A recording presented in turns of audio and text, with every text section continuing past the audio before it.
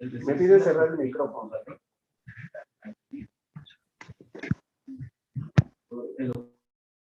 Está ya.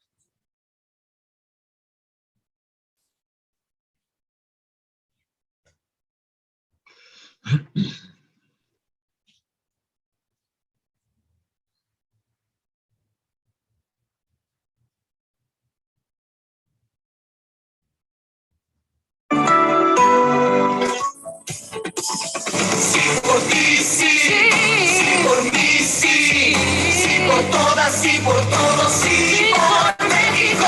Sí por ti sí, sí por mí sí, sí por todas, sí por todos, sí por México. Sí por mí sí, sí por todas, sí por todos, sí por México.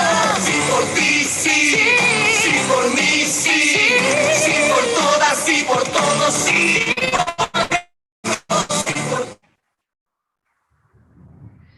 Muy buenas tardes, tengan todos ustedes bienvenidos a este su espacio Sí por México. Permítanme unos segundos que se me fue a las redes. Perdón. Ahora sí, permítanme que está metiéndose un poco de ruido.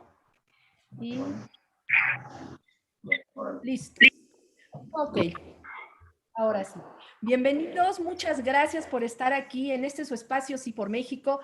Hoy tenemos un tema que creo que nos cae como anillo al dedo, pues vivimos en una situación en México que diario nos da motivo de preocupación y de incertidumbre. Estamos viviendo el día de hoy nada más esta situación en donde no sabemos hacia dónde van a votar los diputados, que al parecer el PRI, que nos traía así con la garganta atorada, pues al parecer ya se pronunciaron de que no van con la reforma energética de López Obrador, pero hace apenas unos días estábamos con el tema de la revocación de mandato y así estamos constantemente. Pero esto ha generado, ustedes lo saben, una gran crisis de todo índole, económica, política, social, y por eso es necesario que nosotros podamos tener información para lograr salir adelante. Pues sin más preámbulo, le paso la palabra a nuestro querido anfitrión del día de hoy, Carlos Fernando Angulo. Adelante, mi querido amigo, para que nos hagas la presentación de nuestro distinguido invitado. Adelante. Con todo gusto, Denise. Muy buenas tardes. Me da mucho gusto saludarlos a todos. Tengo el honor de presentar a mi buen amigo Gerardo de la Concha Medina.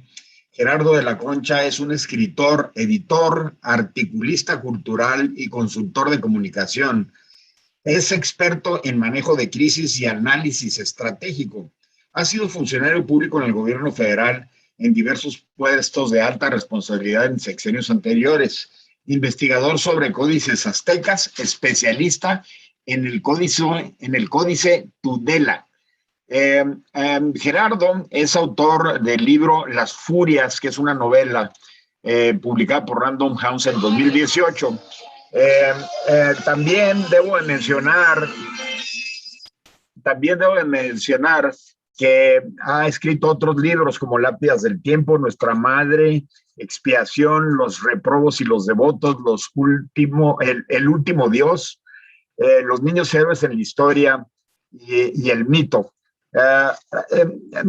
Además, Gerardo, dentro de sus publicaciones, tiene pues una experiencia política desde el punto de vista formal, ya que ha escrito La filosofía clásica del Estado moderno, el prólogo de los funerales de Dios.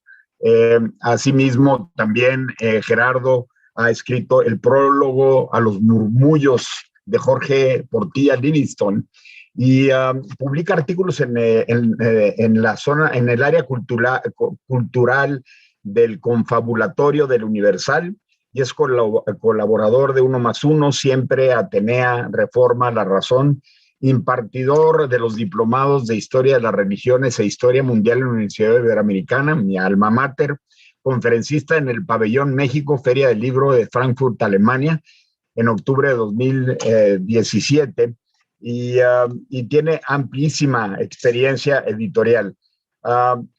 En el gobierno federal ha sido jefe de departamento y coordinador de asesores de la Presidencia de la República en 89, su director de área y coordinación de asesores en la Oficina de la Presidencia de la República en 90, director de evaluación política, coordinación de asesores de la Oficina de la Presidencia de la República en 91 y 92, director general y coordinador de asesores en la Oficina de la Presidencia de 93 a 94. En 94 fue encargado de la coordinación de asesores en jefe de la Presidencia de la República, y en la Secretaría de Gobernación estuvo en coordinación de asesores del 98 al 2000.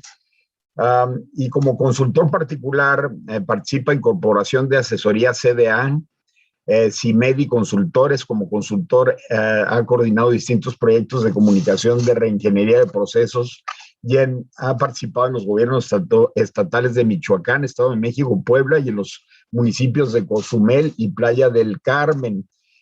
Gerardo es un analista político de profundidad y sobre todo se enfoca en lo que es la estrategia política, por lo que su plática va a tener una relevancia muy importante en el momento en que nos estamos desarrollando en esta situación histórica única en el México moderno. Gerardo, tienes la palabra, adelante, te escuchamos con mucha atención.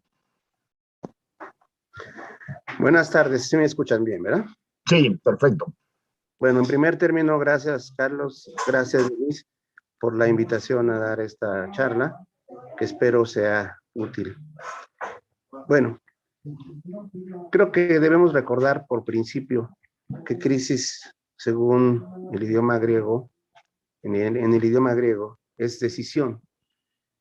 Por eso se rehúye a definir como crisis lo que es crisis, salvo cuando ya se extralimita demasiado, porque es una circunstancia que obliga a la toma de decisiones, y eso no es lo que le gusta en general a la clase política, tomar decisiones que no dependen de la ideología o del programa o de sus proyectos particulares, sino decisiones que están conectadas con una circunstancia no controlada, no dominada, es muy difícil para ellos.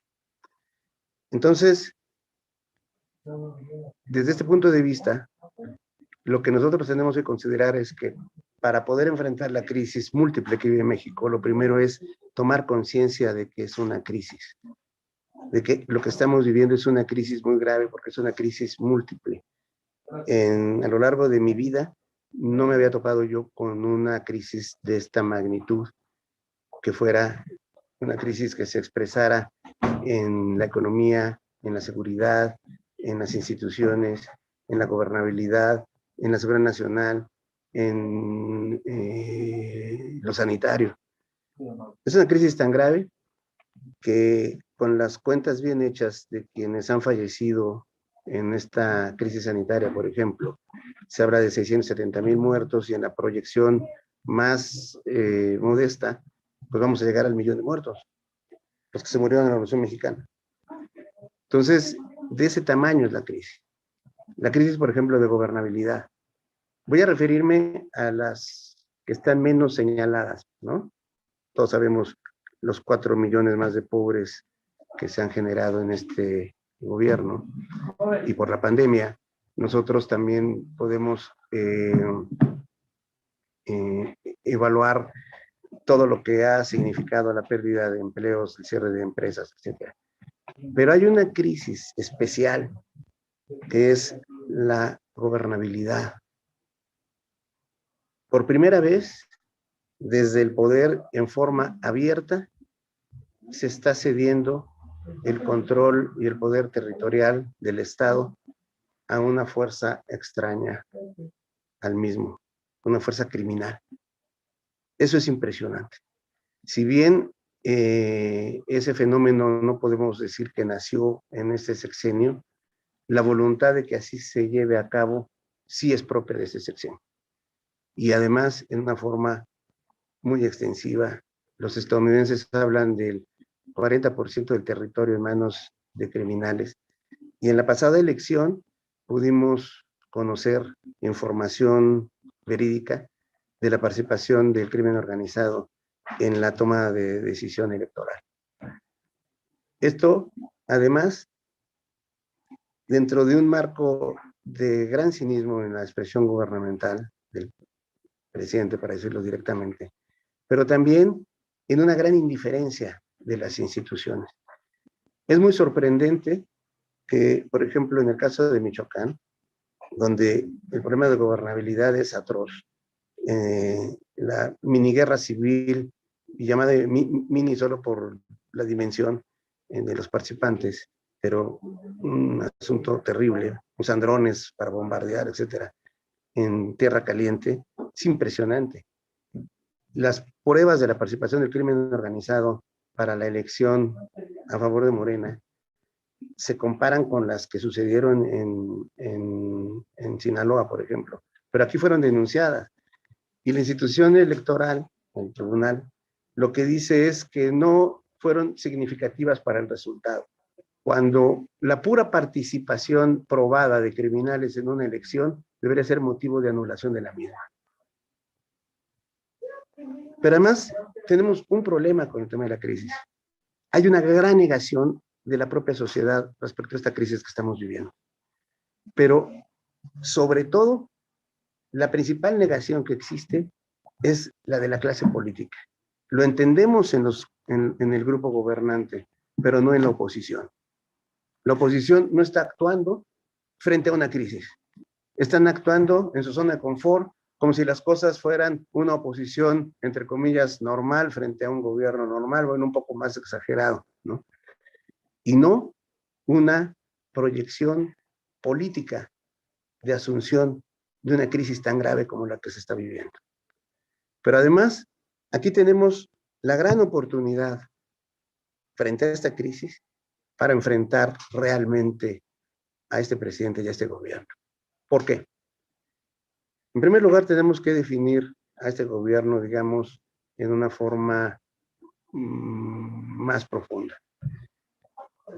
Nosotros hicimos circular un documento desde el principio del gobierno que se llama La dictadura narcisista de López Obrador.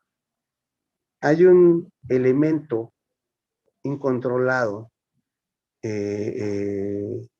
para el manejo de esta crisis.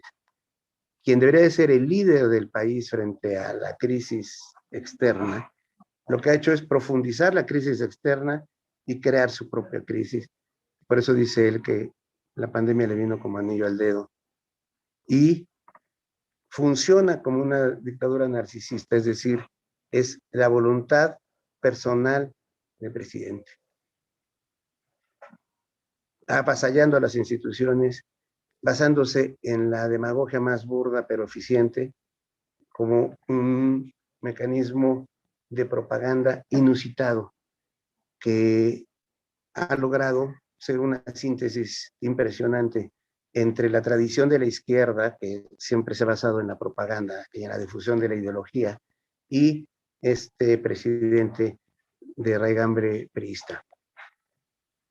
Entonces tenemos, además, una crisis secreta que me voy a permitir señalar. ¿Cuál es la crisis secreta entre todas las crisis que estamos viviendo y de todas estas sumadas magna crisis que vive el país? Es la crisis del presidencialismo. El presidencialismo, en el momento que López Obrador busca la restauración del viejo presidencialismo y le agrega no el elemento de la dictadura perfecta, es decir, un sistema de reglas no escritas que hasta lo estudiaban los llamados mexicanólogos, etcétera, sino un sistema de gobierno basado en la decisión personal y en su encumbramiento personal. Por eso hablo de la dictadura narcisista de López Obrador. Algo en donde se mezcla la tradición de la izquierda autoritaria con sus líderes, el sol rojo de la revolución, etcétera, etcétera, y el mecanismo de tradición priista más vulgar al que pensábamos ya no existía. Esta crisis del presidencialismo es una crisis paradójica, porque no se ve como tal. Pero yo les aseguro que algo que va a matar López Obrador, por fortuna, si la sociedad quiere evolucionar en el mecanismo, en la vía por la que iba, acotando al viejo presidencialismo, fortaleciendo a la sociedad civil, creando organismos reguladores, autónomos, etcétera. Lo que vamos a ver es la muerte del presidencialismo, pero esa muerte no va a suceder si no participamos en que suceda. Este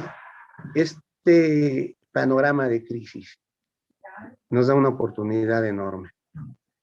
Si en lugar de girar todos alrededor de López Obrador, lo cual lo tiene a él extasiado porque es un narciso patológico, ¿no? Con rasgos psicopáticos. Y siempre hay que usar las definiciones que pueden sustentarse. Por eso el daño que provoca no le provoca menor problema, no tiene idea de empatía humana. Este narcisista está encantado con ser el centro del país, cuando la crisis que vivimos nos afecta a todos, a unos más, a otros menos. La clase media está en un proceso de ataque para exterminarla. Lo primero que hicieron fue enfrentar a la gente de la cultura, por ejemplo, que por cierto, en gran medida eran favorables a López Obrador. Luego vino la campaña contra las profesiones, discursos contra los médicos, discursos contra los ingenieros. Luego la embestida contra los científicos, que no es nada más el tema este último de una supuesta corrupción. Es decir, es un modelo prácticamente de revolución cultural maoísta el que estamos viviendo en ese aspecto. Un odio al conocimiento impresionante, ¿no? Expuesto abiertamente. Y de ahí derivado en cadena un ataque frontal a la clase media. Ya hasta dan qué colonias, ¿no? O sea, ya dicen que la gente que vive en la colonia del Valle, ¿no? Lo acaba de expresar. Entonces, esta crisis múltiple habría que enfocarla de esta manera para enfrentar a López Obrador. Si nosotros ponemos la crisis en primer lugar como tema, como definición, como diagnóstico, como programa, como actividad, como lenguaje, como discurso, como propaganda, como contrapropaganda, cuando la crisis sea lo más importante para nosotros, porque es lo que realmente nos está afectando, está desintegrando a las familias, está ahuyentando a la gente. Sabemos ya casos, muchos, que se están yendo precisamente la gente de conocimiento. Entonces, cuando nosotros pongamos en primer lugar la crisis, ¿quién va a estar en segundo lugar? Y dejó de estar en el trono de la dictadura narcisista. Pues el señor López Obrador, el señor presidente López Obrador. Frente a la crisis, sus chistes, su lenguaje, su agenda, sus mañaneras, su demagogia, sus, llamémosle errores, en fin, todo lo que significa tener a López Obrador hasta en la sopa, ya no importa. ¿Saben cómo enfrentan a los serial killers, que son narcisistas patológicos? Les quitan los micrófonos en los juicios. Pero ¿cómo le vamos a quitar el micrófono a este señor cuando nosotros pongamos a la crisis múltiple en todos sus aspectos como el tema principal?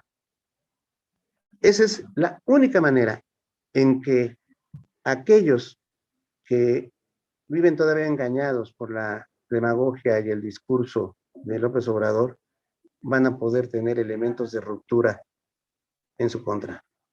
Cuando aquello que les afecta en su familia, en su salud, en su seguridad, en su futuro, en la educación de sus hijos, sea el tema principal y no López Obrador.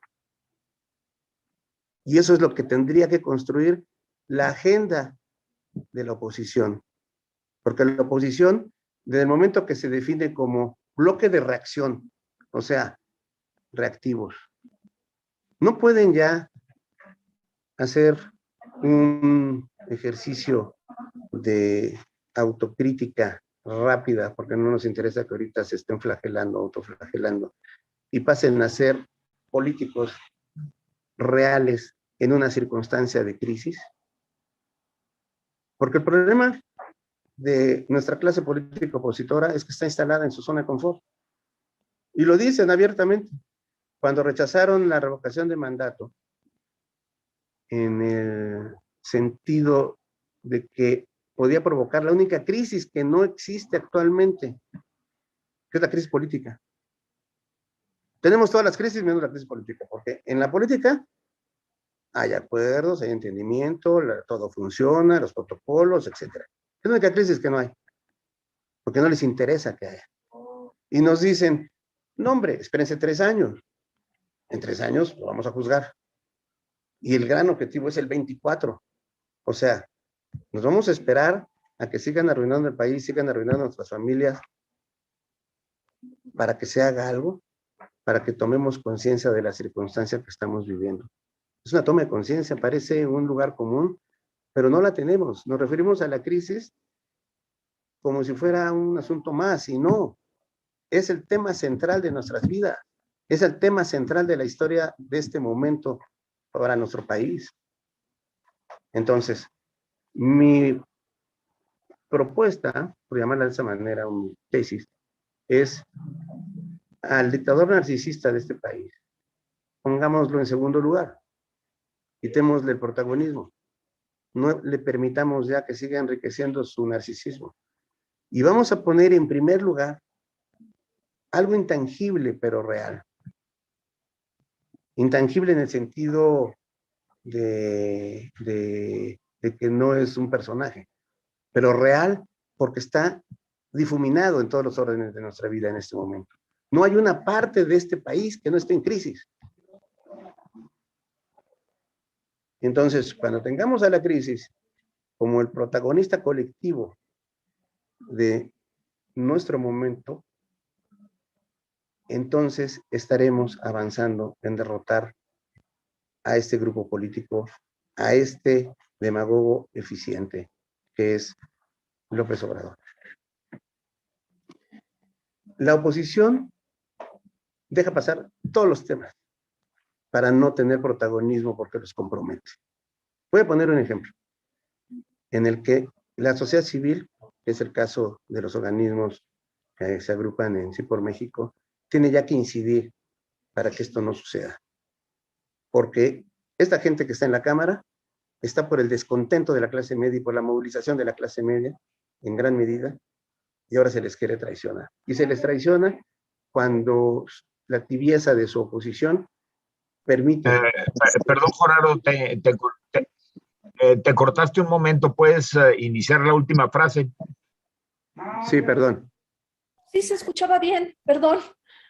Sí. Adelante, Gerardo. Decía yo que la oposición tiene que ser una oposición de crisis también. Ya basta de esa tibieza con la que ellos actúan. ¿Cómo es una oposición de crisis? Voy a poner un ejemplo ahora que compareció el secretario de Hacienda. Les puso un balón y se dieron cuenta de que no juegan. Y se los puso con todo el cinismo del mundo.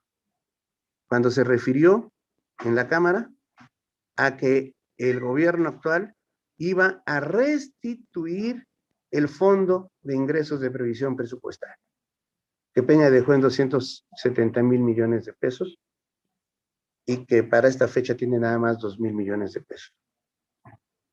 Y todavía dijo, sin que nadie le replicara, que se había gastado en la crisis, porque es un fondo de crisis, lo cual es una gran mentira. Simplemente, en 2019, la propia Secretaría de Hacienda declaró la entrega de ese fondo indebidamente, lo cual configura una serie de irregularidades administrativas que llegan hasta el delito, la entrega de más de 125,000 millones de pesos para pago de deuda de Pemex. Es un definido por la Constitución, organismo productivo del Estado, y no un presupuesto central para el cual, como soporte de crisis, estaba destinado este fondo. Es decir, les mienten en su cara, hacen el pase para tratar de manejar el control de daños, porque por supuesto que el secretario de Hacienda nuevo se dio cuenta de lo que significa la desaparición de casi 300,000 millones de pesos del presupuesto, sin que hubieran sido utilizados en las reglas de operación de dicho fondo, o de acuerdo a las reglas de operación de dicho fondo. ¿Y qué hizo la oposición? Nada. O sea, en su cara, un secretario jugó con el tema de casi 300,000 millones de pesos de los recursos públicos de este país, y la oposición no dijo nada, absolutamente nada. Necesitamos que la oposición, que la sociedad civil, que la población, que las personas asuman que México está viviendo una de las mayores crisis de su historia, en la cual están involucrados todos los órdenes esenciales de la vida, y que se deben tomar decisiones, y que esas decisiones deben componer la agenda de este país. Evidentemente van a mayoritear, la demagogia, tienen el poder, lo que sea, pero lo que vamos a arrebatarles es algo muy importante: la legitimidad. Hay un diputado panista, Juan Carlos Romero Hicks, que entendió el problema, lanzó una iniciativa que nadie, absolutamente nadie tomó en cuenta, que sería lo que sustituiría la revocación de mandato, porque van a hacer su ejercicio de propaganda, ¿no? Ya la oposición, otra vez, votó unánime para que en lugar de revocación de mandato se asumiera también ratificación de mandato en el mismo paquete, lo cual anula la idea esencial constitucional de lo que es la revocación de mandato. ¿Qué podría sustituir a la revocación de mandato en una crisis, para enfrentar la crisis? Cuando la oposición, la sociedad civil, el segmento intelectual, el llamado círculo rojo, etcétera, asuman la gravedad de la crisis que está viviendo el país y establezcan la necesidad, porque es un barco que se hunde, que debemos salvar todos. Y entonces, en lugar de revocación de mandato, no. Necesitamos un gobierno de salvación nacional. Juan Carlos, y no nos vamos para 3 años a que venga la competencia, todo normal, así va a ser, pero por lo pronto tenemos que enfrentar la crisis, porque lo que derrumba la imagen de López Obrador, si ponemos en primer término la crisis, es que no es el líder que este país hubiera requerido para enfrentar una crisis tan grave, múltiple, como la que está viviendo este país. Juan Carlos Romero Hicks, en esta iniciativa, decía que tenía que ser propuesta del Congreso la integración de un gobierno de unidad, yo le llamo de salvación, presidido por quien fue constitucionalmente electo para ser presidente, pero como sucede en una circunstancia política tan grave, tendríamos que entrar a la crisis política. Y está muy bien pensado. Así nació la primera revolución moderna de este mundo, nuestro, que fue la revolución inglesa contra el rey, cuando el Parlamento lo apoyó. Sin embargo, como no quería ceder un ápice de su poder, se confrontaron, y ya sabemos quién perdió y qué nació para el mundo de esa revolución, la primera, la revolución inglesa. Es decir, o asumimos la realidad que estamos viviendo con la grandeza que exige el tiempo, o seguimos en contemplando esta batalla inútil, en donde los recursos de la propaganda, la demagogia, la compra de votos, el clientelismo, etcétera, se van a imponer y nos van a ganar. Por supuesto que nos van a ganar. Cualquier gente de Morena, del nivel medio para arriba, te van a decir que están diseñados para estar 24 años más, ¿no? López Obrador sueña hacer no cortar peleas calles y dejar un sistema de 70 años. Pero bueno, si nos descuidamos, como nos estamos descuidando, las cosas no van a ser buenas para nosotros. Es decir, tenemos que arrebatar también el elemento determinante, el foco central que ellos tienen para iluminar su camino, que es la propaganda. Desgraciadamente, los partidos de oposición se ponen en manos de los publicistas. Lo vimos en la pasada elección. Sí, por México intervinieron en que hubiera una alianza y lo sacaron solos. ¿Y qué campañas hicieron? Bueno, había campañas de oposición en donde decían que eran hamburguesas y que así se vendían, o salían los candidatos bailando, etcétera, ¿no? Mientras el país está viviendo una crisis terrible en todos los órdenes de la vida, estos señores estaban vacilando con las cuestiones de los publicistas. Hay que arrebatarle la propaganda a este hombre con una contrapropaganda, pero eso requiere de un manejo emocional. Él maneja el resentimiento y también hay que empezar a usar las palabras como son. Cuando yo escucho polarización, es una palabra que se usó por la Guerra Fría, los dos polos. Yo digo, ¿y dónde está el polo acá y el otro polo? O sea, esas palabras no sirven. Lo que fomenta a López Obrador y fomenta a Morena es la lucha de clases. Y hay que decirlo.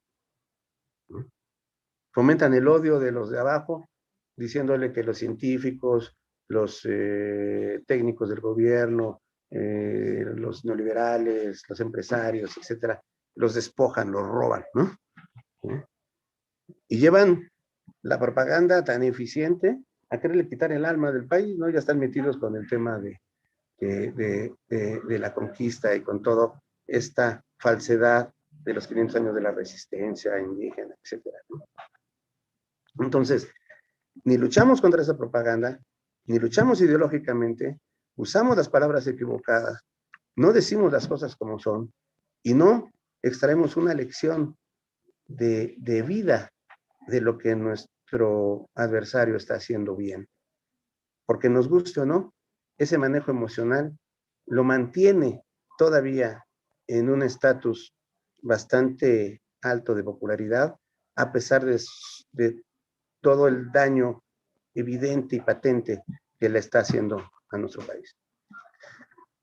Entonces, o seguimos girando en torno a López Obrador y ahí nos la vamos a seguir llevando, ¿no? Y vamos a seguir a la cola de su agenda. Yo me cansé de hablar con la gente de la oposición, decirles, a ver, ¿por qué no reivindican aquello que López Obrador despojó a la gente y así le dan una oferta a la gente? ¿Por qué no vuelven a proponer las estancias infantiles? ¿Por qué no proponen los albergues de mujeres maltratadas? ¿Por qué no vuelven a reponer las escuelas de tiempo completo? ¿Por qué no se van por el Seguro Popular? Todo aquello que despojó era la oferta que la oposición tenía que haber hecho porque es lo que habían hecho como gobiernos anteriores. Y no andar jugando a bailecitos de aquellos son hamburguesas y ese tipo de tonterías. Es decir, las cosas sencillas y vámonos a lo emocional. La crisis, claro que es un tema emocional y es el único que diluye el manejo emocional del resentimiento para fomentar la lucha de clases que lleva a cabo López Obrador y su facción en el gobierno. Entonces, hay muchos elementos por donde diseñar una estrategia. Yo partiría de la propuesta de Romero Hicks, la adoptaría como sociedad civil y como oposición.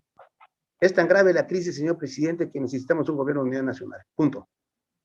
Y le vamos a llamar de salvación nacional para que le quitemos la parte que le puede escocer a muchos de unirse a quienes están dañando al país. No lo va a aceptar, pero se le va a quitarle toda legitimidad.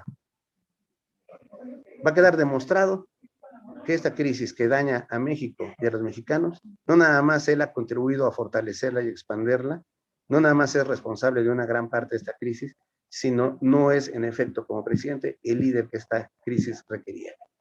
Y así lo dice, por cierto, la iniciativa. Necesitamos construir entre todos ese liderazgo, apoyando al presidente, fíjense, apoyándolo. Y sin embargo, ese apoyo no lo va a querer, lo va a rechazar. Es Carlos II diciéndole al Parlamento, no me vengan con cuentos, yo soy el poder absoluto, yo soy el monarca, ¿no? Pero que no lo diga. Es decir, tenemos que cambiar el debate de este país, porque nomás debatimos lo que a este señor se le ocurre. No somos capaces de establecer una agenda también de debate. Entonces, ni la oposición establece una agenda política o legislativa, ni nosotros como sociedad civil contribuimos a cambiar el marco de debate. Y lo único que sucede es que la crisis avanza y empieza a ser muy grave y trágica. No sé si han leído ustedes las estadísticas de los muchachos de posgrado que se han suicidado porque ya no encuentran ninguna opción ni oportunidad en su propio país. No sé si sepan que gente de clase media de las cadenas no integradas todavía y que padecieron el cierre de sus negocios, ¿cuántos están viviendo? Yo sé de gente que ya se pasan 3 días sin comer, que tienen ya que vender todo lo último que pueden tener para poder sobrevivir. Muchos de ellos ya se humillan ahí por el apoyo que regala este señor con dinero público. Entonces, esto es lo que yo quería comentarles. Espero no haber sido muy disperso, porque es un tema complejo. Yo lo vería con... Muchas gracias. Es un problema no estructurado. Toda crisis es un problema no estructurado y por lo tanto requiere de soluciones creativas. Y una solución creativa es tomar la realidad de la crisis y ponérsela en la cara a este presidente, ponérsela en la cara a esta sociedad. ¿Para qué? Para tomar decisiones. Y entonces sí vendrán las decisiones. Y aquellas que no se puedan tomar, porque existe el autoritarismo de este presidente, lo van a debilitar. No importa que sean decisiones no tomadas. La gente va a saber que eran las decisiones necesarias y que las impidió. Y entonces vamos a precipitar la principal crisis que debe de haber. Porque véanlo, qué feliz está en su palacio siendo austero él. Es la crisis del presidente. Este es el primer caso que yo conozco de una crisis de esta gravedad que no ponga en crisis al presidente. Piensen nada más en qué circunstancia estamos. Yo les aseguro que en cualquier país del mundo, una crisis de este tamaño, ¿no? Involucra muertos, desastres, ruina, etcétera. Pondría en crisis al presidente en primer lugar. Y en donde existiera un sistema semipresidencialista parlamentario, lo destituirían. Pero sin excusa ni pretexto, ¿no? Y aquí lo tenemos feliz de la vida, nuestro don Narciso, ¿no? Y todos nosotros girando alrededor de él, ¿no? No, es la crisis, amigos y amigas, es la crisis, ¿no? Esa es la palabra que tenemos que empezar a entender a partir de, yo se lo sugiero, ¿no? Cuando nos llamen y nos digan, ¿cómo estuvo esa conferencia? Es la crisis, ¿no? Toda la crisis. Y sumada la megacrisis, ¿no? Financiera, económica, cultural. Todos los órdenes de la vida colectiva están en crisis en este momento. Entonces, hay que nombrarla. Si no se le nombra, no existe, ¿no? Y a partir de ahí, tratar de construir una política de oposición más funcional que la que hemos tenido hasta este momento. Pues, gracias. Hay una frase que nada más creo yo, la puse aquí. Fíjense, un elemento que sí es muy importante. La propaganda es la experiencia de la tradición de izquierda para desarrollarla con la ideología. Lo único que le podemos oponer a la ideología es la crisis. Es lo único que la derrumba inmediatamente. Porque la ideología finalmente es una construcción racionalista y la crisis es absolutamente emocional. Entonces, pongamos en segundo lugar ya a este presidente y pongamos en primer lugar aquello que nos afecta, la crisis. Gracias. Muchas gracias, Gerardo. En verdad, qué manera de situarnos en lo importante, porque como tú bien lo dices, efectivamente estamos yéndonos con estos discursos absurdos y estúpidos, perdón que lo diga yo así, de López Obrador, mientras tenemos crisis, una crisis que nos está afectando a todos. Vemos a un presidente que está preocupado por las sopas Maruchan, por los tweets, y definitivamente esto que nos dijiste de la crisis como protagonista colectivo, efectivamente en la sociedad civil, si los partidos políticos desgraciadamente siguen ellos inmiscuidos en estos asuntos de poder, nosotros somos los que tenemos que poner en el centro la crisis. La agenda del país tiene que ser la crisis que estamos viviendo hoy en el país. Y voy a reiterarte como psicóloga que tu diagnóstico está muy bien, o sea, los criterios diagnósticos para determinar un trastorno de personalidad como es el narcisista, efectivamente, López Obrador padece de ese trastorno con comorbilidad de muchos otros y efectivamente también, como tú lo mencionaste, comparte esta psicopatología con varios líderes que hicieron mucho daño, como son Mao, Stalin, Hitler y todos estos grandes genocidas que pues efectivamente no sentían ningún tipo de empatía por el daño que causaban, todo estaba centrado en ellos, donde ellos son las víctimas y son además señalan a los culpables que son las víctimas de sus propios actos, los convierten en los tiranos. Ya ves, los niños golpistas, y ahora los reclamos todos son de personas que le quieren hacer daño en lugar de atender esas causas, esas crisis. Dijiste algo que me gustó muchísimo, cómo pudiste, cuando se habla de polarización, efectivamente no es una polarización, es una lucha de clases en donde él se asume del pueblo, cuando efectivamente no es del pueblo, y se asume representante de ese pueblo que ha sido lastimado por estas clases que hoy, como bien lo dijiste, abiertamente ha empezado una lucha frontal contra esos que, bueno, ya está por colonias, así como lo mencionaste. Gracias, Gerardo, en verdad fue muy sencilla, pero a la vez con un gran contenido. Le voy a pasar la palabra a Carlos Angulo para que nos empiece a ayudar a leer algunas preguntas y también vamos a empezar a abrir los micrófonos, si te parece bien. Muy bien, muchas gracias, Denise. Repito esta opinión de Denise, extraordinaria presentación, como siempre, Gerardo. Vamos a empezar con un par de preguntas ahorita de nuestro público presente aquí con las cámaras abiertas. Empezamos con María del Rocío Medrano. Y René, te suplico que pongas en tu perfil tu apellido para poderte anunciar. Adelante, María del Rocío. Abre tu micrófono, por favor. Ahora sí, ya. Hola, buenas noches. Muchas gracias por la oportunidad.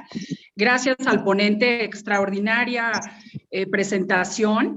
Me parece y comparto plenamente con usted el hecho de que efectivamente estamos en crisis y desafortunadamente muchos actores políticos únicamente están disfrazando y enmascarando una situación que para la ciudadanía es evidente que no es la real.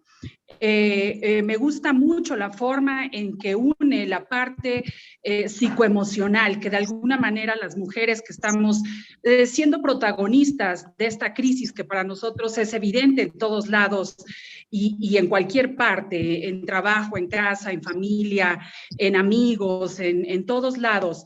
A mí me gustaría preguntarle, ¿usted qué opinión tiene, qué opinión le merece ese trabajo y esa batalla que de alguna manera estamos haciendo las mujeres también desde todas las trincheras? Es decir, a mí me llama mucho la atención, hablaba usted ahorita de Romero Hicks, pero también me llama la atención el papel que está teniendo, por ejemplo, Kenia López Rabadán, que incluso me parece que está siendo una mujer de gran valentía. Más allá de de la afiliación partidista que cada quien pudiera tener. Entonces, a mí me gustaría que usted nos pudiera dar su punto de vista en ese sentido, que además es algo que desde mi punto de vista López Obrador no esperaba, el que en sus frentes estuviera tal adelanto y tal ahínco y tal disposición femenina para no revertir lo poco que hemos avanzado. Gracias. Gracias a todos. Adelante, Gerardo. Bueno, muy bien. Bueno, hoy le expresó su miedo a una mujer, a Lili Telles. O sea, eso nos ubica dónde están sus debilidades de este presidente. Propuse a los partidos en la pasada elección que para contraponer el lema de primero los pobres, se lanzara un lema más compatible, y compatible realmente, porque primero los pobres ya sabemos que es clientelar, compatible con la realidad que estamos viviendo. Entonces yo propuse el lema de salvación cuando un barco se está hundiendo, que es mujeres y niños primero. Porque, en efecto, el sector o los grupos más dañados, y eso está perfectamente establecido por las estadísticas, en esta crisis múltiple, son mujeres y niños. Se lo propuse a los partidos, pero a los publicistas no les gustó. Mujeres y niños tiene una virtud, mujeres y niños primero, tiene una virtud transversal. Y entonces eliminamos la cuestión de la lucha de clases, porque las mujeres son desde las niñas preparatorianas hasta las indígenas de Oaxaca, las señoras de las lomas, las de la colonia del Valle que él desprecia, según dijo ahora, ¿no? Etcétera. Es decir, es transversal. Y los niños debe ser la política central de un Estado, más si es un Estado en crisis. Entonces, sí podemos ordenar las cosas de acuerdo a la misma realidad. Mujeres y niños son los más afectados, pues entonces lancemos el grito de salvación, mujeres y niños primero, y por eso era mi reclamo a la oposición que rescataran aquello que López Obrador despojó, que con defectos que se podían corregir, establecían una prioridad en las mujeres y los niños. Las estancias infantiles, lo repito, el seguro popular, los albergues de mujeres maltratadas, las escuelas de tiempo completo, en fin, todo aquello que estaba ayudando a mujeres y niños, que las estadísticas lo muestran en esta pandemia, ya por hablar de la parte sanitaria, son los dos grupos más vulnerables y muy dañados. ¿Cuántos niños huérfanos? ¿Cuántas mujeres que se les triplicó toda la adversidad? Entonces, sí, yo creo que es el aspecto femenino el que tiene que enarbolarse, y por supuesto que contra eso no pueden. ¿Qué van a decir? No, los pobres porque son los que votan, porque los niños no votan, como lo ha mostrado en que no le importa si se mueren de cáncer o de otras enfermedades, porque también hay problemas con las otras vacunas ya. Entonces, va por ahí, sí, sin duda. Gracias, Ricardo. Ay, espérame. Sí, adelante. Perdón, Carlos. Quisiera Adelante. Rocío, muchísimas gracias, querida amiga. No sé ustedes, pero yo no tengo WhatsApp y estoy tratando de comunicarme con Olga, pero creo que Olga ahorita no podía también participar, pero bueno, solo por eso no ha participado Olguita, pero bueno, voy a leer algunas preguntas. Perdón, Charlie. Adelante. Gracias, Gerardo. Beatriz Villalobos nos dice que la victoria de las elecciones del 2024 deben estar basadas en el éxito de México como nación y uno de los partidos políticos vemos mucho egoísmo, ya que todos y cada uno de ellos busca el beneficio y posicionarse como la fuerza que gobierne, y esto nos está perjudicando a todos. Por otro lado, también Talía, dice, yo le he pedido a la prensa independiente desde el principio que no cubran las mañaneras, que nadie las vea y que nadie comente nada. Yo creo que va en el sentido de ya no hacerle caso. Dice que ya no comenten nada acerca de él, que se comente lo que está mal hecho, pero sin mencionarlo. Y una última, Marinela Barrios dice, la esperanza de muchos grupos sociales es sin duda Sí por México para tener una verdadera oposición y que perdure la alianza. Les voy a adelantar algo. El 20 de octubre esperen una sorpresa de parte de Sí por México. Pero bueno, Gerardo, ¿quisieras hacer alguna opinión? ¿Quisieras dar alguna opinión? Denise, hice un sumario de las inquietudes Claro. en temas que quizás se pueda centrar Gerardo en eso, que algunos de ellos ya los he mencionado, pero de la pregunta directa. Número uno, medios de comunicación. ¿Cuál debe ser el rol de los medios de comunicación? Número dos, la oposición es contestataria.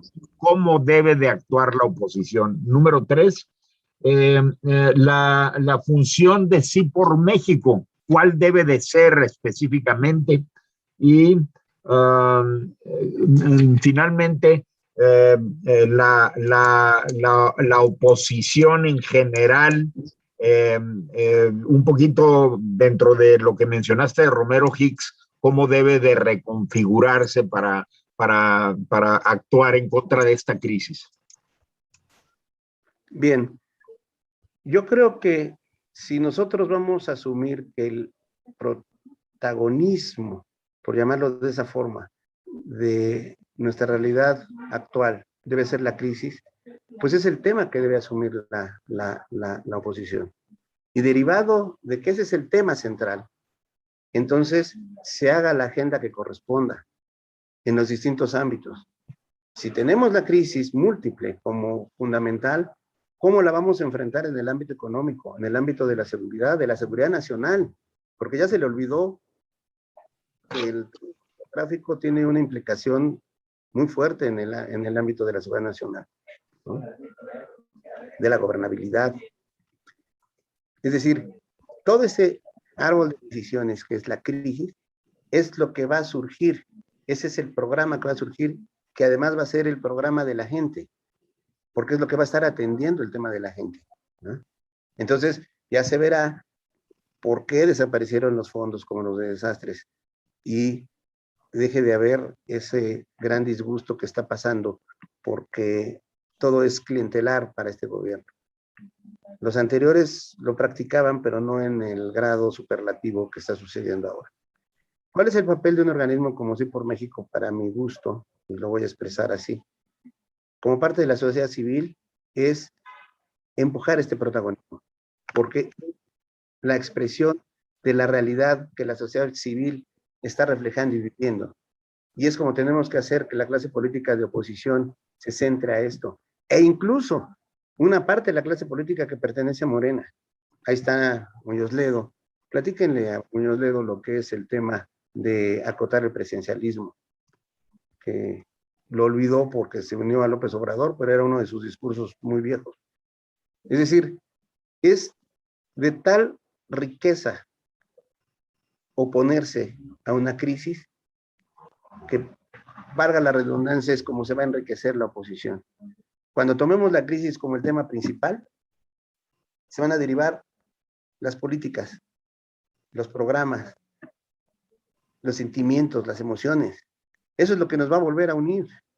Es el puente que necesitamos para que todos vayamos juntos en beneficio del país. Es como los vamos a aislar a ellos como un gobierno faccioso. Por eso esa medida de Romero Hicks, y porque es el único que lo ha hecho, que lo hizo como una iniciativa, a mí me gustó mucho porque lo confronta. Son las cosas que deben de confrontar a un presidente. O sea, al final, a la gente le va a dar emoción poner en crisis al presidente, porque lo merece. No ha sido el líder que necesitábamos en este momento los mexicanos. Gracias, Gerardo. René Cruz, adelante. Sí, buenas noches, ¿me escuchan? Sí, muy bien. Bueno, yo, René, sí estoy en crisis. Yo sí veo la gran crisis que tenemos, como lo dijo nuestro ponente, seguridad, economía, salud, gobernabilidad, narcotráfico, todo eso. Y mi pregunta es, ¿qué nos puede producir más crisis? aguantar a Andrés Manuel 3 años de más locuras, si en estos 3 años ya vemos cómo nos tiene en crisis, o yo en lo personal digo, si está la herramienta de la revocación de mandato, yo sí lo voy a hacer, porque a mí sí me está perjudicando cómo está manejando México. Yo sí le quiero decir a Andrés Manuel.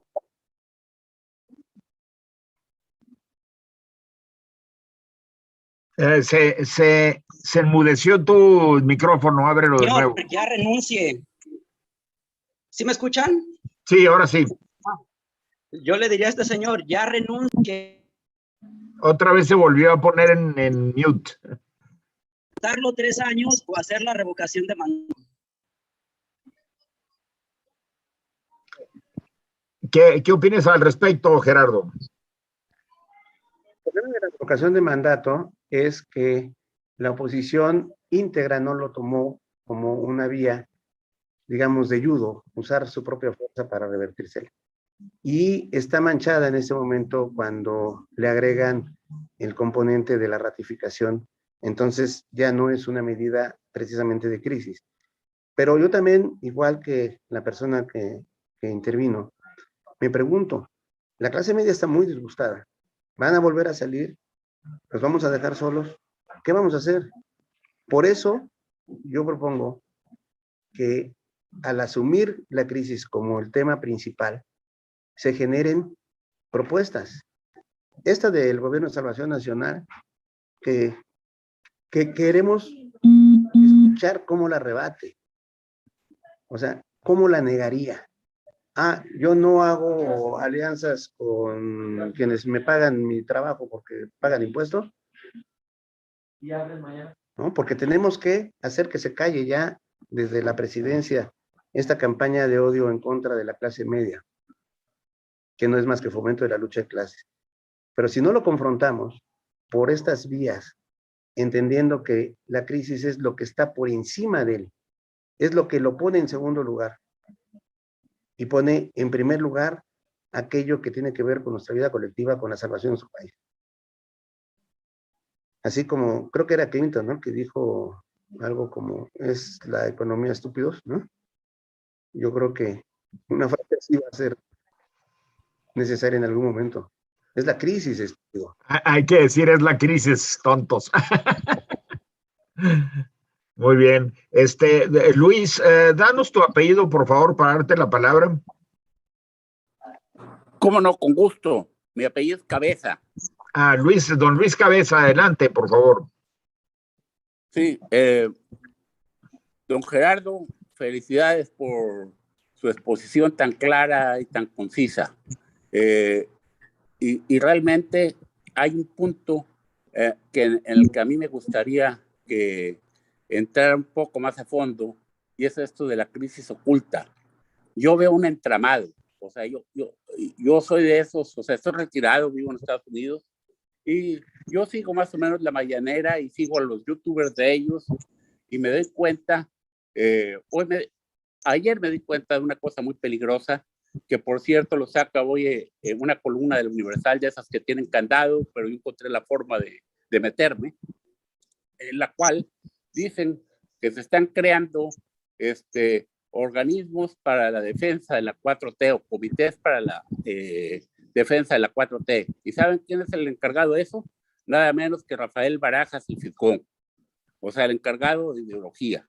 Entonces, ese entramado oculto, o sea, no es nada más él, o sea, está su esposa, están los que quieren cambiar la historia,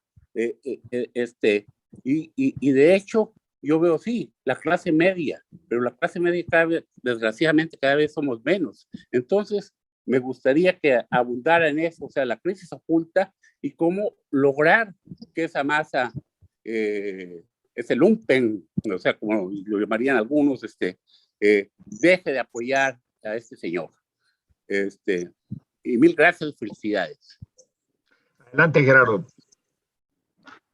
Sí, el movimiento Obrador es una amalgama de prismo, ideología de izquierda. Yo algún día los definí como movimiento lumpen oligárquico, porque bueno, los intereses de los grandes oligarcas están ahí, eso sí, él concilia.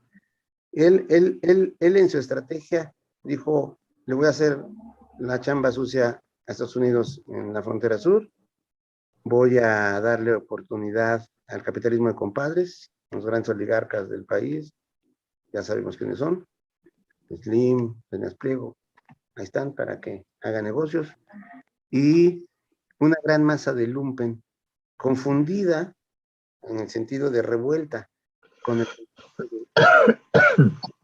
pobres, porque los verdaderamente pobres están fuera del apoyo gubernamental. Es el lumpen al que él moviliza. Y para eso, más ahora lo van a hacer con ideología. Ese modelo, pues es el modelo venezolano. El lumpen es el que defiende incluso violentamente al régimen. Y bueno, además, algo que es muy grave. Si es grave que sean corruptos, es más grave que sean además corruptores, como abiertamente están haciendo o lo están promoviendo con las Fuerzas Armadas.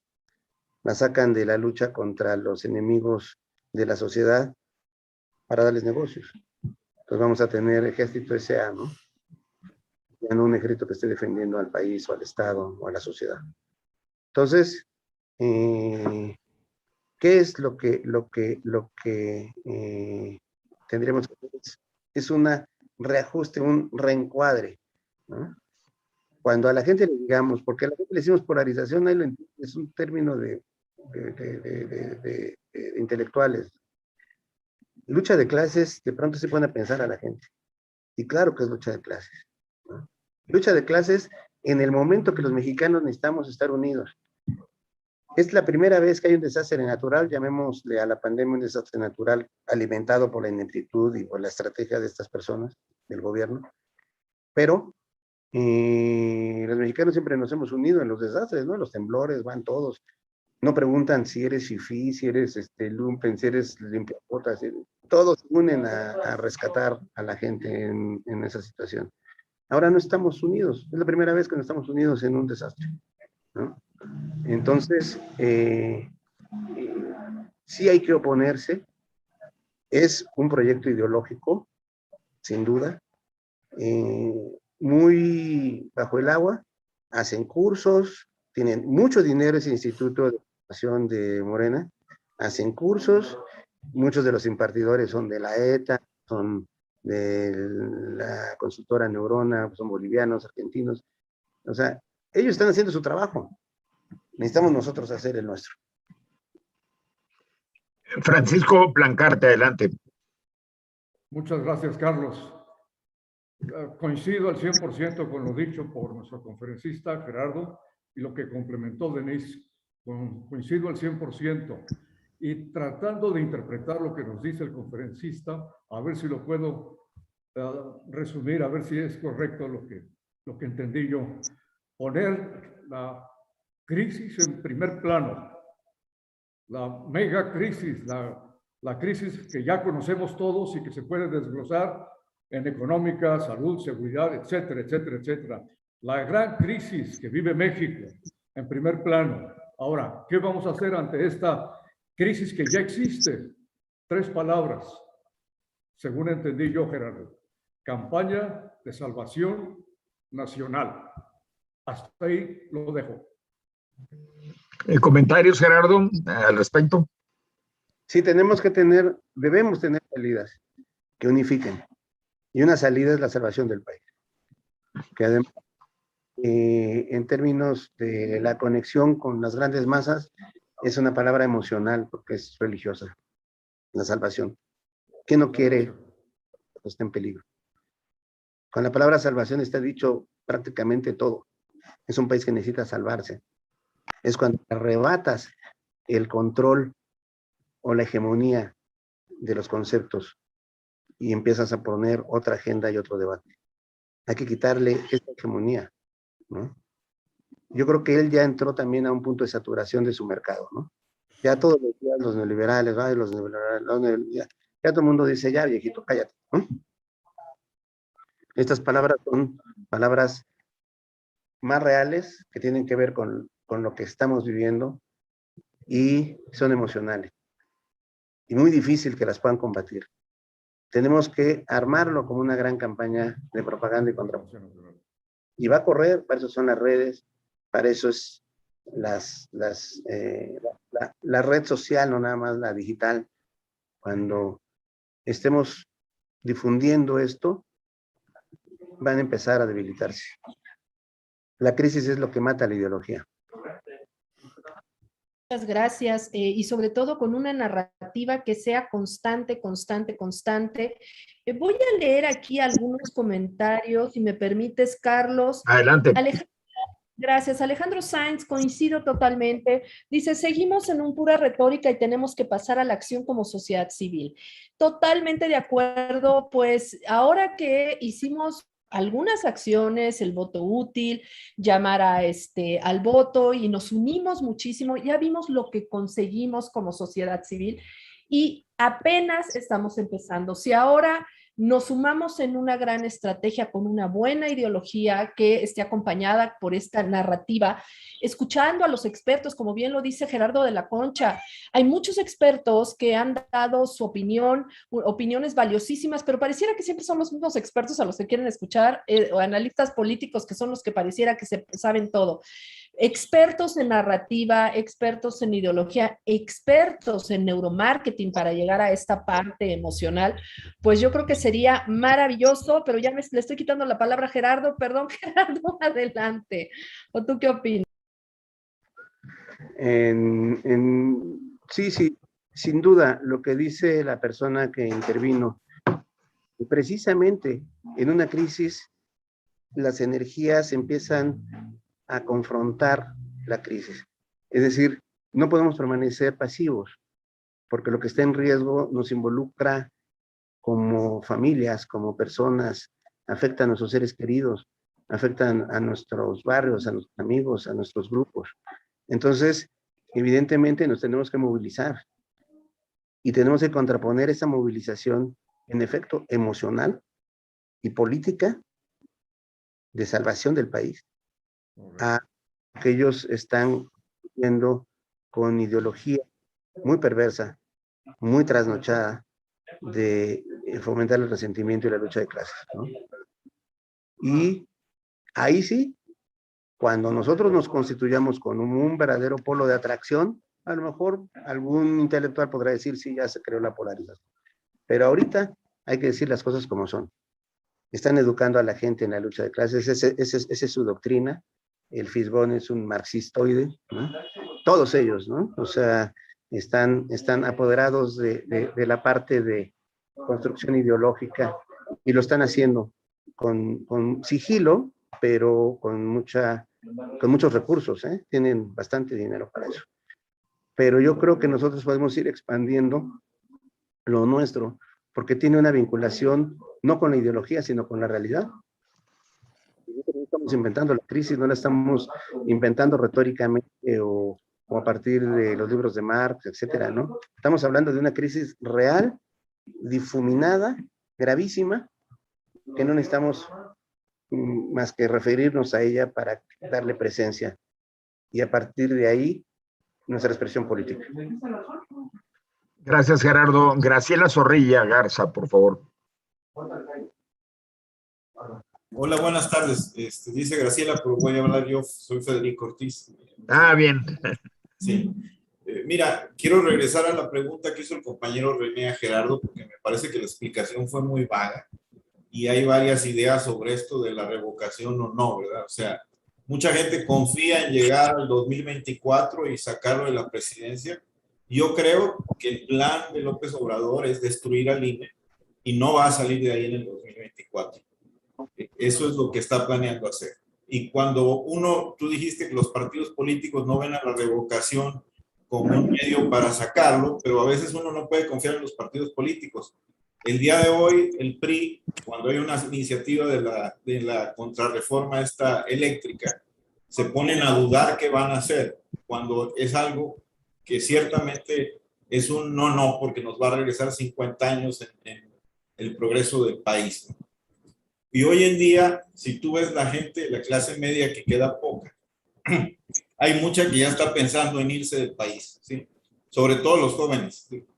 Entonces tenemos que hacer algo porque como dijo René, probablemente México no va a quedar nada para el 2030 si nos esperamos. Gerardo, voy a agregar otra pregunta de Judith Violeta para irnos más rápido. Judith, adelante.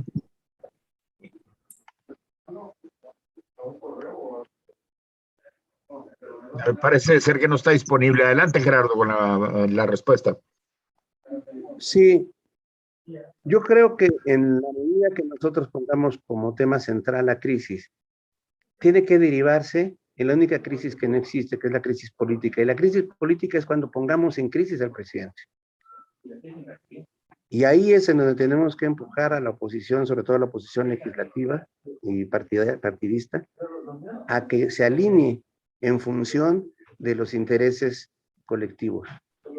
Aquí no es un tema de clientelar o de colores políticos, es un tema de una sociedad. Por lo tanto, tenemos que aceptarnos en esa línea.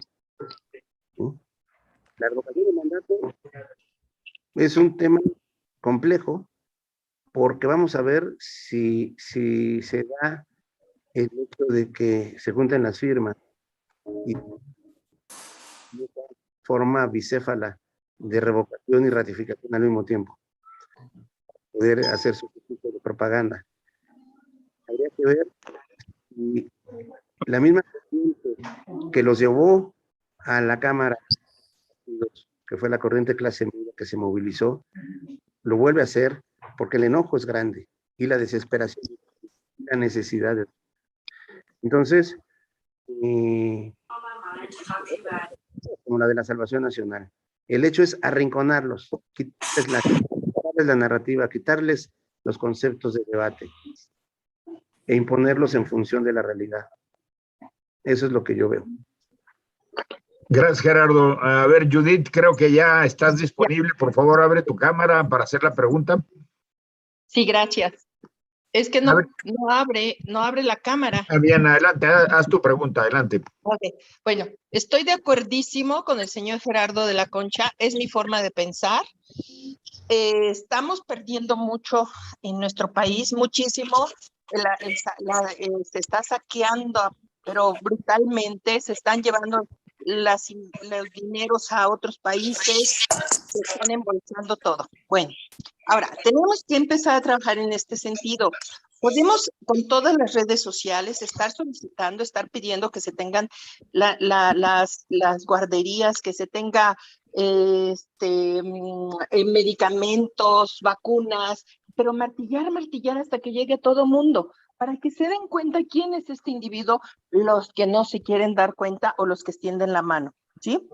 Entonces, tenemos un gobierno nefasto, malvado, porque no lo veo de otra forma.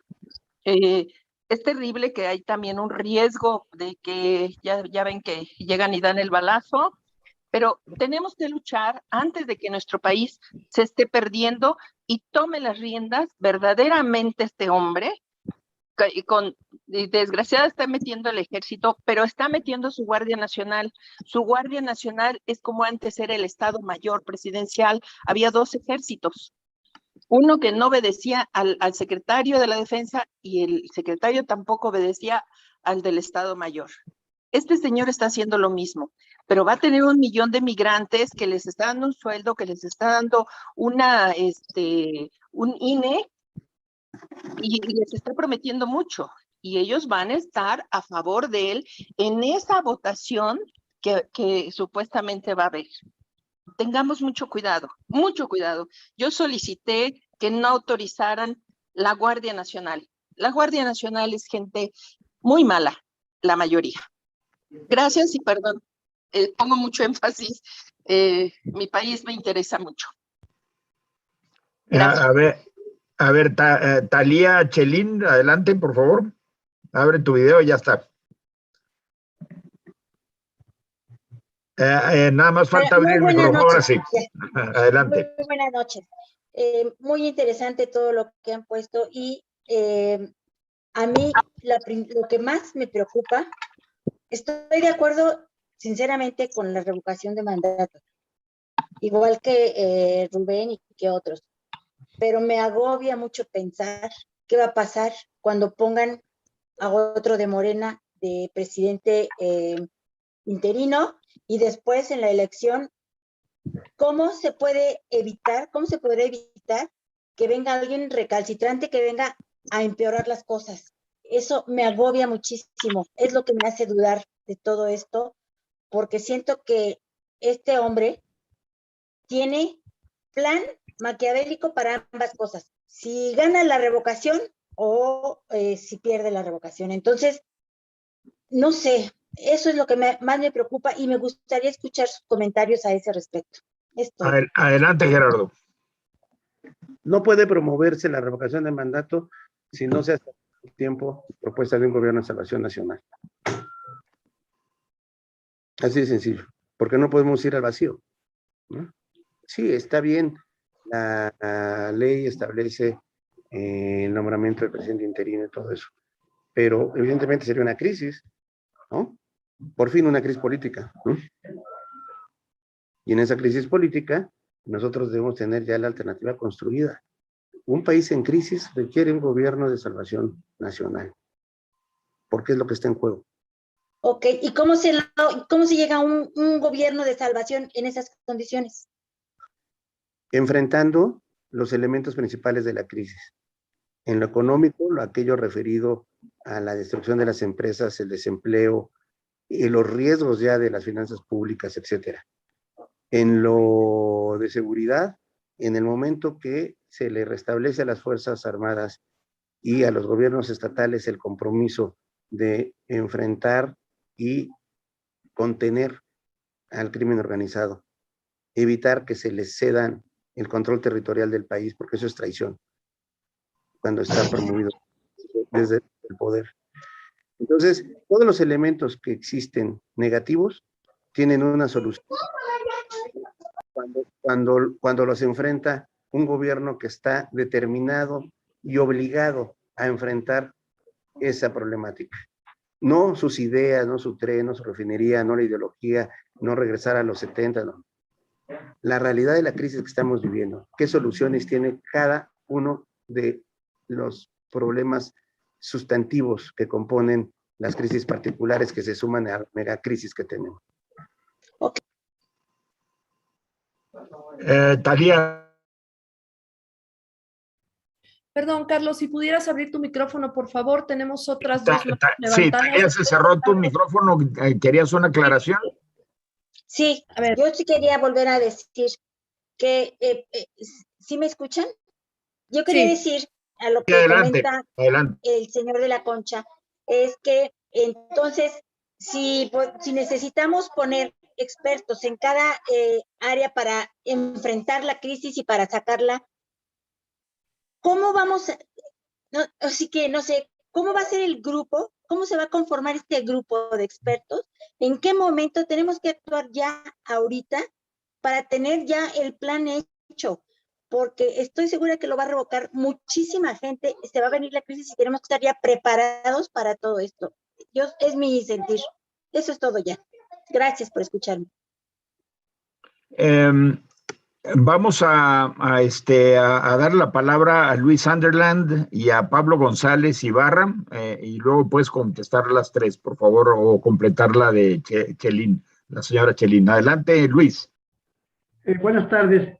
Yo nada más quiero preguntarle al señor expositor, don Gerardo, por favor, ¿podría usted ser más explícito cuál sería la actividad, el papel, las acciones que tendríamos que tomar nosotros que estamos aquí viendo esta conferencia? ¿Qué podemos hacer nosotros como sociedad civil para coadyuvar y ayudar y apoyar en esta situación? Yo creo que son los partidos políticos, tanto el PRI como el PAN y el PRD, los que tienen los reflectores y los que tienen los micrófonos encima.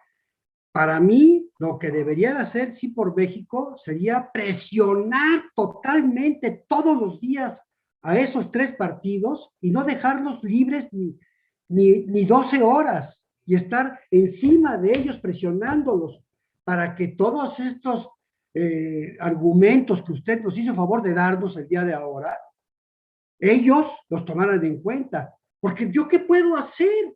Parar en la puerta de mi casa y gritarlo a la calle, yo no puedo hacer nada, a mí nadie me conoce. Entonces yo creo que necesitamos de gente que sí tenga los micrófonos y ayudado por intelectuales, por comunicadores, por científicos, a hacer que el presidente se enoje todos los días y cambiarle su discurso por el nuestro. Si nosotros lográramos que se enojara López Obrador todos los días en su mañanera y tuviera que echarnos bronca a los partidos políticos y a la sociedad civil, cambiaría esta situación, esta dinámica. Gracias. Pablo González, abre tu cámara, por favor, y adelante con la pregunta. Francisco Plancarte, entonces. Abre tu micrófono, por favor, Francisco.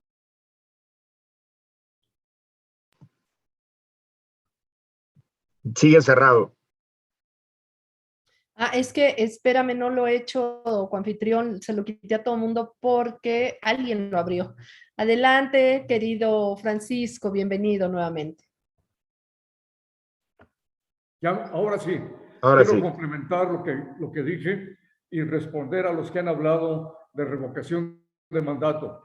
Mi propuesta es, por los próximos 3 meses, octubre, noviembre, diciembre, ignorar totalmente el tema de revocación de mandato y empezar a partir de hoy una campaña de salvación nacional. Con las organizaciones a las que pertenecemos, así por México, yo pertenezco a Mexicanos por México y pertenezco Movimiento por la Patria. Mi sentir es empezar a actuar todos los días. Pregunta Luis Sutherland, ¿qué hacer? Pues empecemos la campaña de salvación nacional, pero ya. Y olvidémonos de la revocación de mandato. Eso quizá en enero, a mediados de enero, podamos tener un Zoom y platicar por el nuevo escenario en enero. Ahorita no. Cero tema de revocación de mandato. Lo que hay que hacer es empezar la campaña ciudadana de salvación nacional. Ese es mi sentir. Gerardo, adelante. Nada más un, Sí. un comentario. Primero que nada, quiero felicitarte, Francisco Plancarte, porque en algún momento tú y yo tuvimos una conversación justamente si participar o no, y hoy vamos de la mano para ignorar a López Obrador. Y en el tema de mi querido amigo Luis Sutherland, quien dice que tenemos que estar ahí con los partidos, yo le quiero decir que efectivamente se está no solo con los partidos mañana, tarde y noche, todavía ayer lunes estábamos muy temerosos de que el PRI, AMLito, se fuera por la libre. Afortunadamente ya se van ordenando las cosas hacia la Alianza Va por México, pero estamos ahí todos los días y más que nada, pues las personas que están más cercanas a estos dirigentes y también se está presionando mucho desde Sí por México. Les decía que el 20 de octubre vamos a hacer algo con Sí por México y ahora la postura es más visión hacia la sociedad civil, cómo organizarnos y cómo hacer movimientos territoriales para lograr esta salvación por México, que bueno, no se llama así, pero bueno, el objetivo es el mismo. Y contesto esta porque soy de la que está más cerca de las personas que estamos en toda la organización de Sí por México y me disculpo porque pues ya le toca hablar a nuestro querido invitado de hoy. Adelante, Gerardo, no sé si quieras contestar, Gerardo, o le paso la palabra a Carlos para que siga dando la palabra a Pablo González y a nuestro querido amigo Raúl Montero. Muchas gracias. Muchas gracias. Un tema con Denise y con Gerardo. Creo que los partidos políticos no están representando a la ciudadanía y tienen un desgaste muy fuerte y están ahí porque hay un incentivo económico. Así, de hecho, muy breve. Y la manera en que ellos van a responder es cuando esté la presión de la ciudadanía, lo que está mencionando Denise. Antes van a estar dando jaloneos por abajo de la mesa sin estar seguros de realmente cómo se van a manejar en el momento de la presión política. La otra gran columna que yo no entiendo por qué se tarda en reaccionar es el poder económico en el país. López Obrador ha traído a unos cuantos para trabajar el modelo de capitalismo de unos pocos, los consentidos, y con esos él hace su juego. Pero hay una inmensidad de empresarios que están inconformes, pero no se ve que los organismos empresariales estén respondiendo.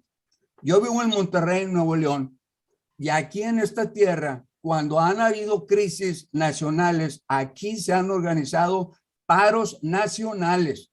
Y los temas que están en ese momento, como el de la reforma energética, es para que tuviéramos una reacción del empresariado mucho más fuerte, más directa, más abierta, de tal forma que no sean unos cuantos que puedan ser perseguidos, sino que debe ser la colectividad del empresariado mexicano para detener este montón de barbaridades. Es un comentario para Denise. Ha mencionado que el 20 de octubre van a tener noticias, pues ya se hace tarde. Necesitamos aquí entender cómo se va a organizar la sociedad civil y no olviden el poder económico. Ahí están los presidentes, el Consejo Coordinador Empresarial, etcétera, para que esto tenga más fuerza ante los partidos políticos, que ellos por su cuenta, con tener el presupuesto gubernamental, con eso están felices. Muy bien, Gerardo, adelante y lo seguimos con Raúl. Sí, sin duda, la sociedad civil debe de adoptar el gran protagonismo frente a esta crisis mayúscula que vive el país. Tenemos que hacer que se empuje la idea de la conciencia sobre la crisis. Es un tema muy sencillo porque está alimentado por la realidad que vivimos todos. Y ahí es, como dicen ahora, cómo se construiría la narrativa. Y tiene que usarse las palabras aquellas que tienen carga psicoemocional. Yo insistiría en la idea de la salvación nacional porque es una palabra muy fuerte en el inconsciente por su implicación religiosa, pero además, desde el punto de vista de la narrativa, como dicen otra vez, salvación es algo muy práctico, muy concreto. Y tiene que conectarse con cuestiones muy sencillas, recuperar aquello que le despojó a la gente, poner a las mujeres y niños primero. Y todo eso, decirlo y repetirlo. Él dice y repite las mismas palabras. El neoliberalismo, los corruptos, el neoliberalismo, los corruptos.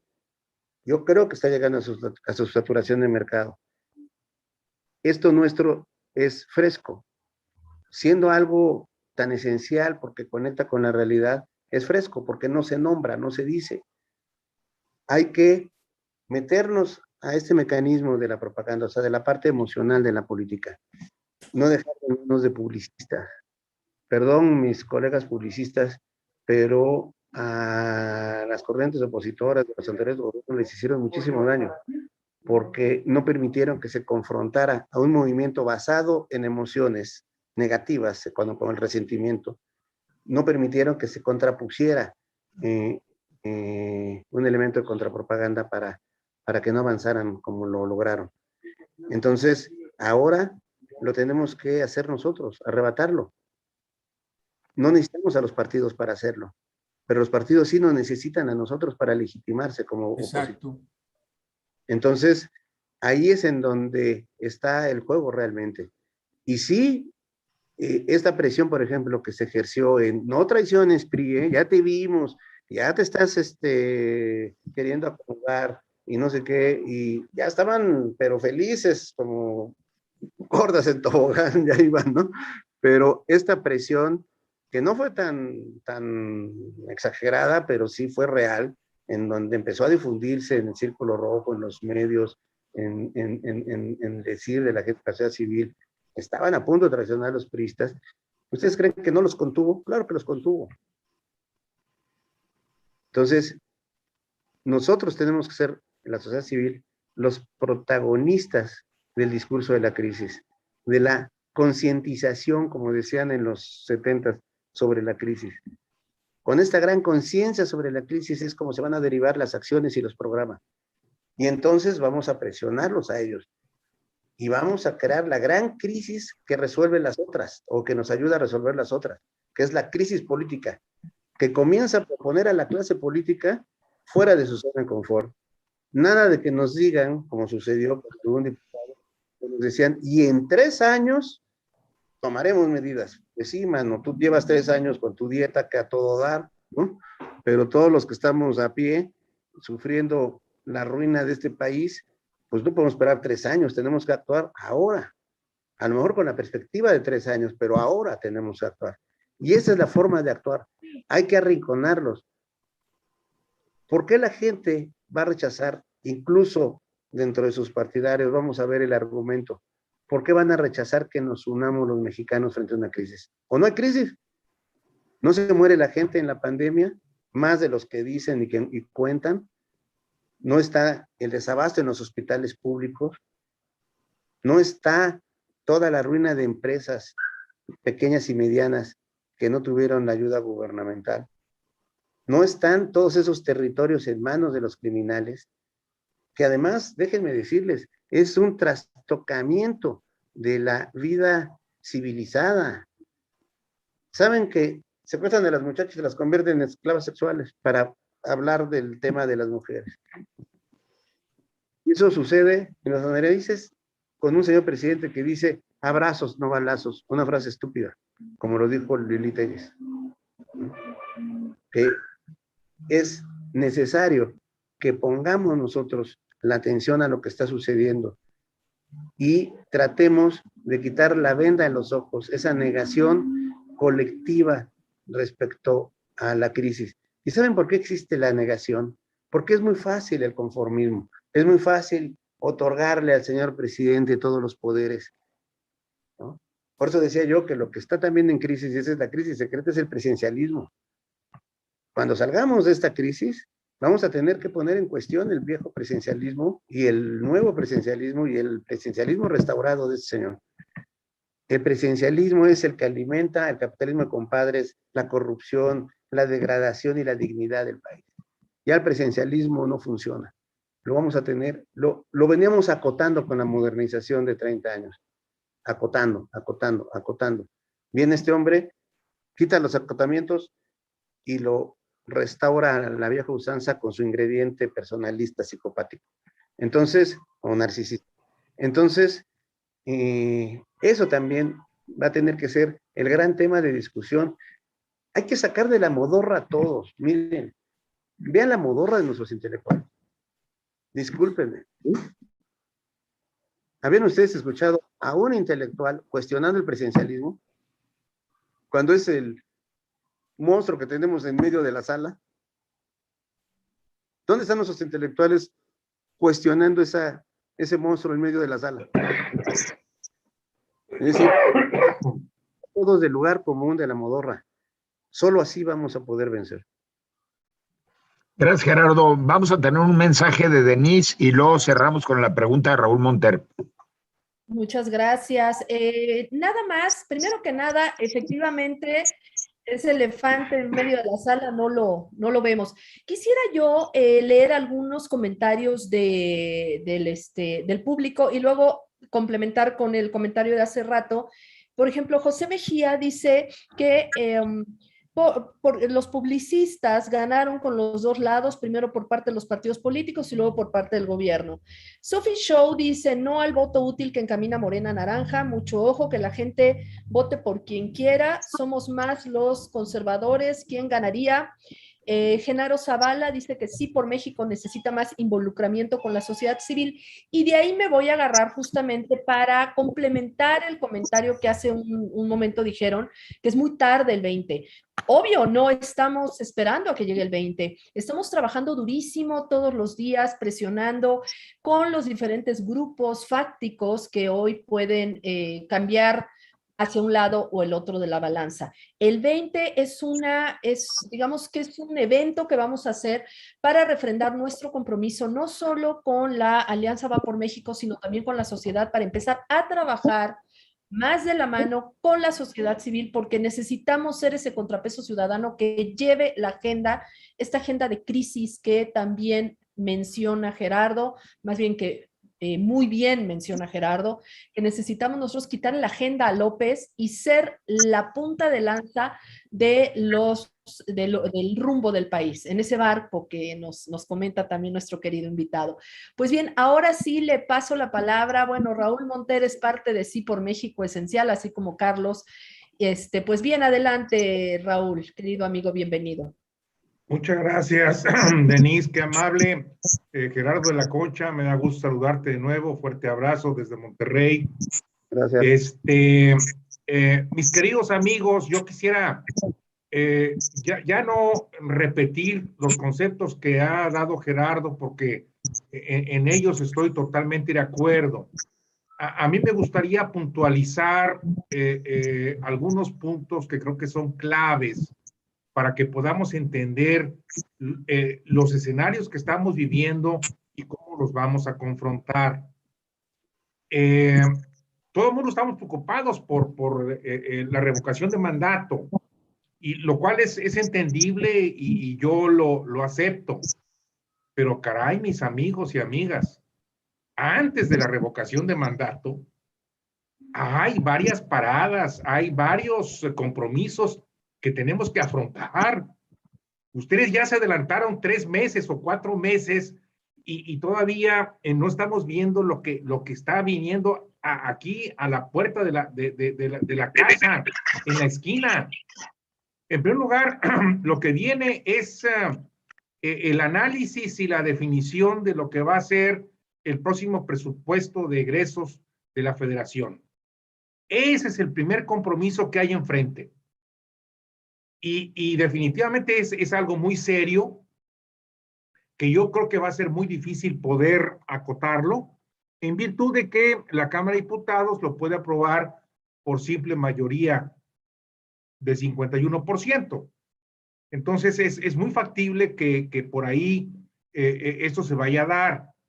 Una vez que pase la aprobación del presupuesto del gobierno federal, se va a empezar a discutir lo que será la contrarreforma energética.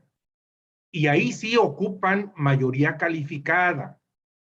Yo he tenido la oportunidad de estar en contacto con una buena cantidad de amigos priistas y de la dirección priista a nivel nacional, y créanme, no hay nada definido. Eso que se ha venido diciendo de que el PRI está a favor de la reforma no es cierto, es totalmente falso. Yo les puedo asegurar en este momento que de los 71 diputados federales del PRI, por lo menos 19 que yo conozco no están de acuerdo. Y eso ya es una gran ventaja. Es una grandísima ventaja. Entonces, lo que tenemos que hacer, esa es nuestra segunda estación, tenemos que, por ahí el señor Sutherland y alguien más decía, ¿qué hacemos? ¿Qué puedo hacer yo? Yo estoy solo. Perdónenme, no estamos solos. Lo que tenemos que hacer es a nuestro diputado del Distrito Federal donde vivimos, tenemos que estarle enviando correos y mensajes para decirle, no apoyes la reforma contraenergética. Eso es lo que tenemos que hacer. Hay muchas cosas por hacer. No tenemos nada más que estarnos quejando.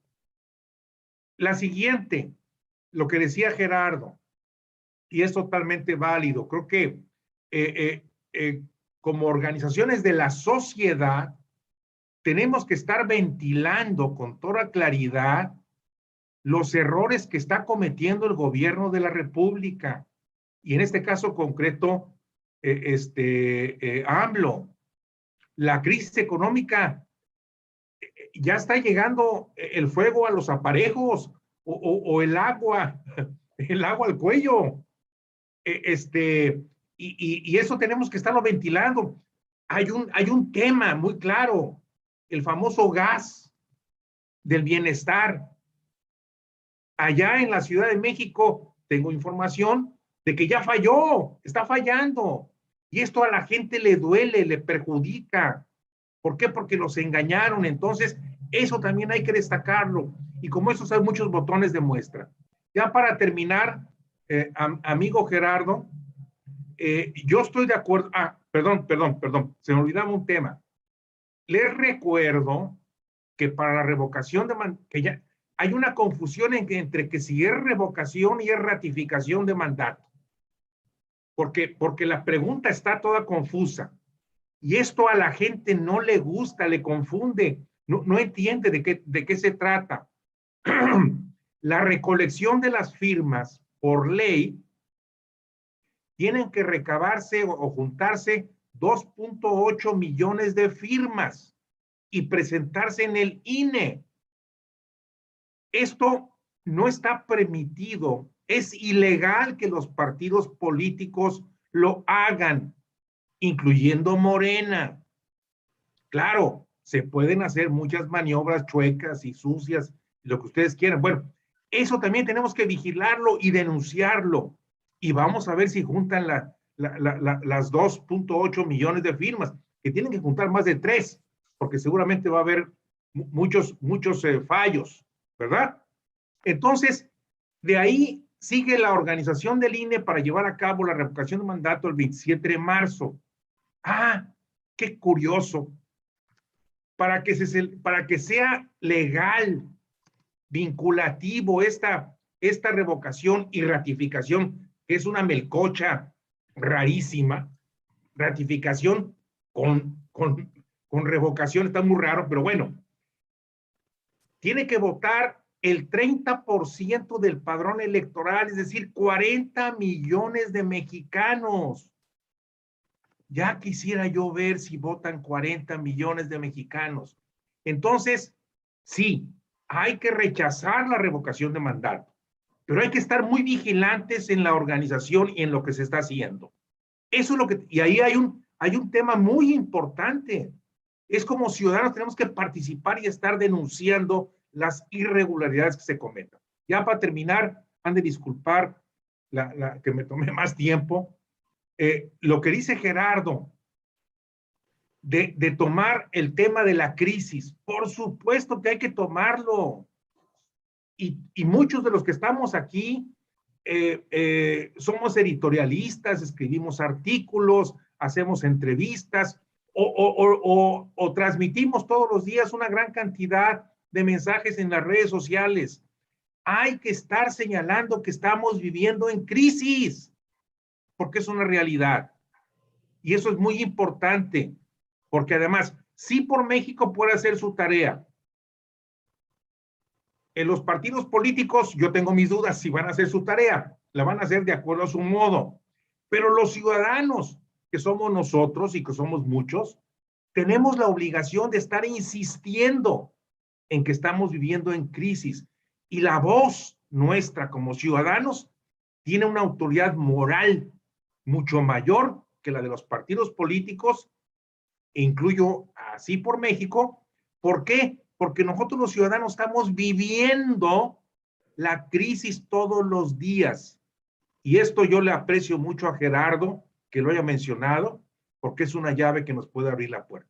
Agradezco mucho y disculpen el tiempo que me tomé en esta disertación. Gracias Raúl. Gerardo, conclusiones en base a lo que menciona Raúl. Abre tu micrófono, perdón, Gerardo, que había ruido ahí en tu lugar. Abre el micrófono, Gerardo.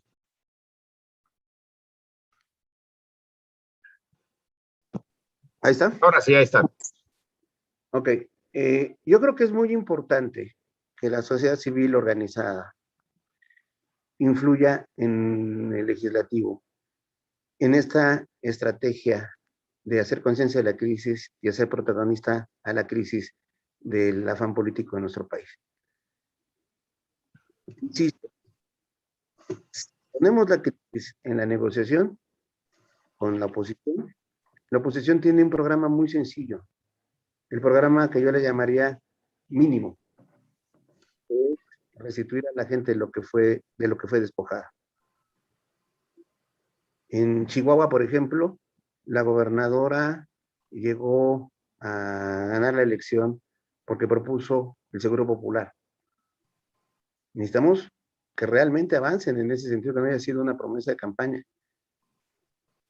Tiene que restituirse el Seguro Popular porque quedó en el abandono un gran segmento de la sociedad, que es precisamente la gente pobre y vulnerable. Tenemos que hacer que las otras cuestiones de las que fue despojada la gente se les restituyan. El maltrato a las mujeres, por supuesto que es una prioridad, pero no lo hagamos con la ideología de género, hagámoslo por la necesidad de enfrentar una realidad de la crisis. Las mujeres, no el género, las mujeres necesitan ese apoyo. Los comedores populares. Miren, no hay nada más importante que lograr que los niños que tienen la desgracia de nacer en circunstancias de pobreza puedan alimentarse con dignidad para su crecimiento y su desarrollo. Un Estado que atiende a los niños pobres en su alimentación es un Estado que está haciendo bien las cosas. No el dinero regalado para comprar votos, los recursos públicos para ayudar a quien más lo necesita y que en este sentido le da una eticidad a la función de Estado. Es una cuestión de moral colectiva. No podemos dejar niños desnutridos. Que hubo corrupción y que funcionarios abusaron, eso no nos importa. Lo que nos importa es que hay niños que sufren porque les quitaron los comedores comunitarios en donde muchos de ellos estaban alimentándose.